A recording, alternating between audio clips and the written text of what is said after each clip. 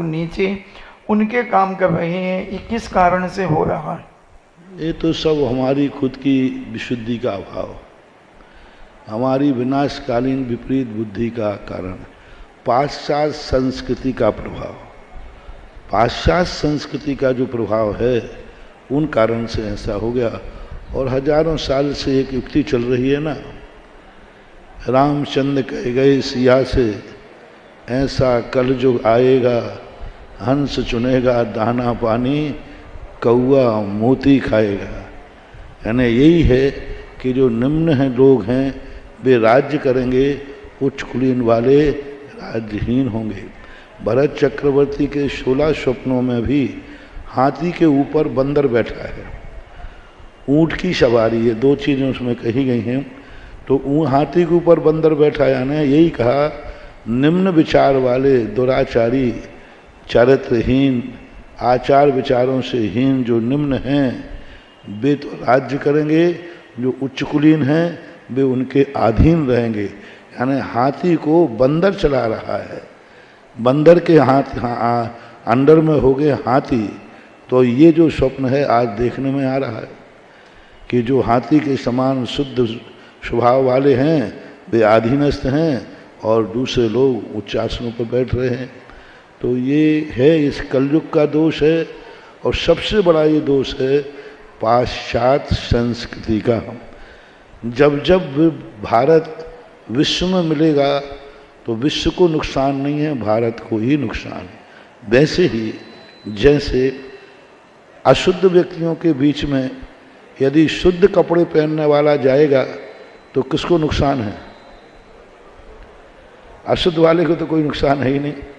इसी प्रकार भारत जब भी विश्वीकरण की नीति अपनाएगा तो विश्वीकरण की नीति में भारत को ही नुकसान होना है, विश्व को नहीं। ऐसा मंजू छावड़ा वाणोली से पूछती हैं, नमोस्तु महाराज जी, अष्टांगिका महापर्व में जब सारे देवता श्री नंदीश्वर द्वीप में अर्चना पूजन करने के लिए जाते हैं तो वे अपने मूल शरीर से जाते हैं या विक्रिया से? मूल शरीर से कोई भी विमान के बाहर नहीं जाता। जितने भी लोग विमान से बाहर कार्य करते हैं सब विक्रिया शरीर से ही जाते हैं।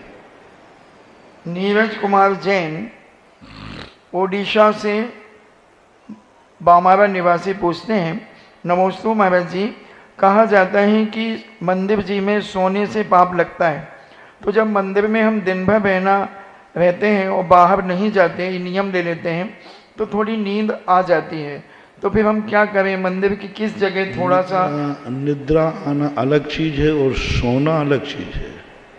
निद्रा में और सोने में अंतर है। निद्रा तो कहीं भी आ सकती है, किसी भी समय आ सकती है, लेकिन सोने का अर्थ है प्री प्लानिंग से बिस्तर लगा करके और सोना, उसका नाम सोना है। निद्रा है तो सोना हो, कोई नियम नहीं।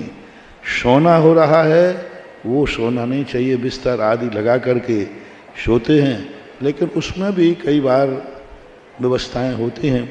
अखंड भक्तांबर आदि पाठ पढ़ते हैं तो लोग मंदिरों में सोते ही हैं, लेकिन एक मर्यादा को लेकर के रहना चाहिए, ऐसा नहीं। ब्रह्मचारी योगेंद्र जैन ग्वालियर से पूछते हैं, नमोस्तु महाराज जी, सर्वार्थ सिद्धि के जो देव हैं वे धर्म चर्चा कैसे करते होंगे, जबकि वहाँ हर एक अहमेंद्र हैं, अलग अलग विमानों में रहते हैं?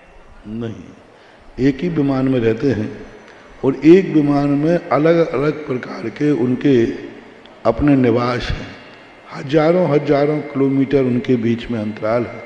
तो देव अपने विमान में तो मूल शरीर से ही घूमता है, कितनी बड़ा हो। कुछ विमान संख्यात योजन के हैं, कुछ विमान असंख्यात योजन के हैं।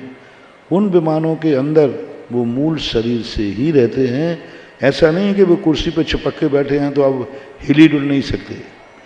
वो अपना जो सीमा है विमान के अंदर, उसमें तो चलते फिरते हैं, आते जाते हैं।